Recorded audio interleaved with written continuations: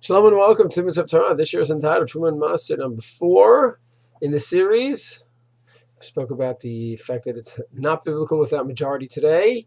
Although Mitzvah will have that soon. Which fruits are chayav, are liable. We spoke about hevel, the seriousness of untithed foods, and how careful a person must be to make sure there's a proper hashgacha. And if he is taking it from a friend or from a yard, you really have to know your halachot well, which Mitzvah will discuss.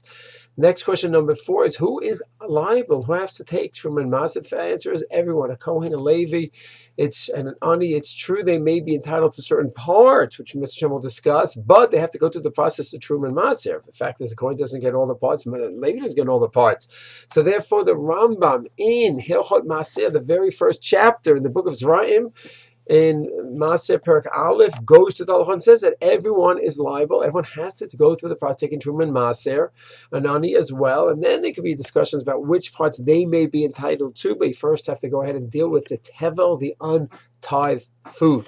In Perak Aleph in Hilchot Maasair, there's an unbelievable Rambam.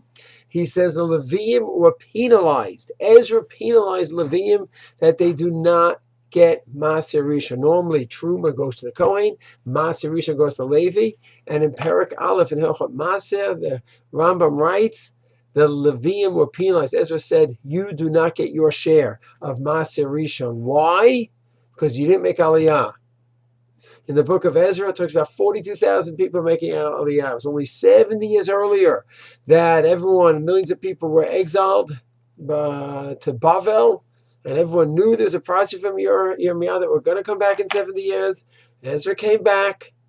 You would think all the Jews would have come with him. No, did not happen. And Leviim did not come, and Ezra said, shame on you all. And because of that, you are not entitled to eat Maasair Rishon. You stayed behind, you're left behind. Amazing penalty. And interesting, we're doing Teruma and Maasair, we're not doing Mitzvah Yishuv Haaretz and Zionism, but an amazing message over here as a side point is it wasn't David Ben Gurion who was building the Medina, it was Ezra.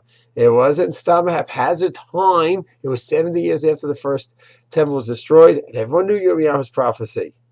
And it was a gadol there. It was the right time, and it wasn't that there was no Mikdash. There was a Mikdash there. We had 3 big things going on there: the gadol hador, the prophecy, the Mikdash. And yet, still, people didn't come 40,000, a tiny, tiny percentage of the millions that were in Bavel. So very often, a person hears different excuses why not to come to Israel, and all the problems with the Medina and Ben Gurion and this and Chilonim and Tel Aviv and Dizengoff and all these issues. Always the question must be asked. Cause and effect, the chicken and the egg. Is that there's real issues over here, and that's why we're not coming? Or we're not coming, therefore we have to find some issues why not to come. Well, back in the times of Ezra, he held there were no real legitimate issues not to come. And even though there's no flights, no nefesh b'nefesh, no halal, it was a big schlep. He said, you're wrong, you'll be penalized. Shalom.